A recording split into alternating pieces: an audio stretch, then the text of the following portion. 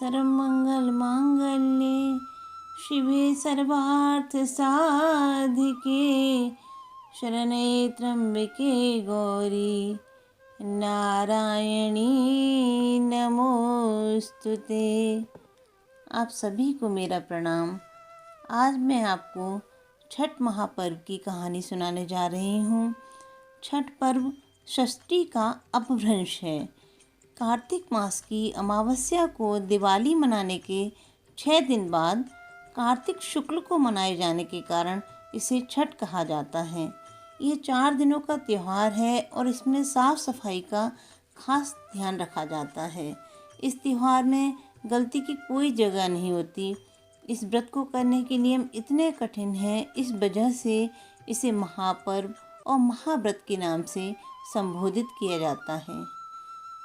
छठी मैया मान्यता है कि छठ देवी सूर्य देव की बहन हैं और उन्हीं को प्रसन्न करने के लिए जीवन के महत्वपूर्ण अवयवों में सूर्य व जल की महत्ता को मानते हुए इन्हें साक्षी मानकर भगवान सूर्य की आराधना तथा उनका धन्यवाद करते हुए माँ गंगा, यमुना या किसी भी पवित्र नदी या पोखर, तालाब के किनारे यह पूजा की जाती है। षष्ठी माँ यानी छठ माता बच्चों की रक्षा करने वाली देवी है। इस व्रत को करने से संतान को लंबी आयु का वरदान मिलता है। मार्कंडेय पुराण में इस बात का उल्लेख मिलता है कि सृष्टि की अधिष्ठात्री प्रकृति देवी ने अपने आप को 6 भागों में विभाजित किया है। उनके छठे अंश को सर्वश्रेष्ठ मातृ देवी के रूप में जाना जाता है, जो ब्रह्मा की मानस पुत्री हैं। वो बच्चों की रक्षा करने वाली देवी हैं। कार्तिक मास के शुक्ल पक्ष की षष्ठी को इन्हीं देवी की पूजा की जाती है। शिशु के जन्म के 6 दिनों बाद इन्हीं देवी की पूजा की जाती है। इनकी प्रार्थना से बच्चे को स्वास्थ्य, सफलता और दीर्घायु होने का आशीर्वाद मिलता है। पुराणों में इन्हीं देवी का नाम कात्यायनी बताया गया है, जिनकी नवरात्रि की षष्ठी तिथि को पूजा की जाती है। छठ व्रत की जो कथा है वह मैं आपको सुनाने जा रही हूँ।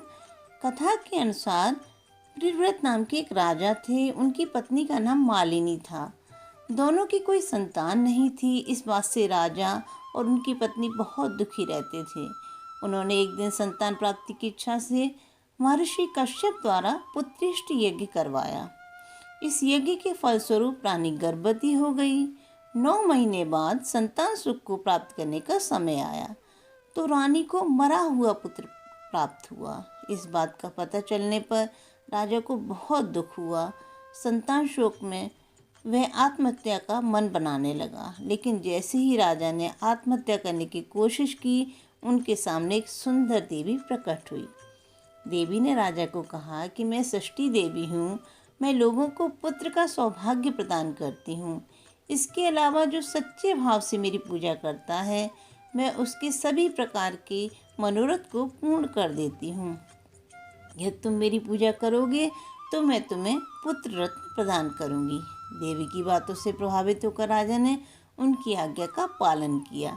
राजा और उनकी पत्नी ने कार्तिक शुक्ल की षष्ठी तिथि के दिन देवी षष्ठी की पूरी विधि विधान से पूजा की।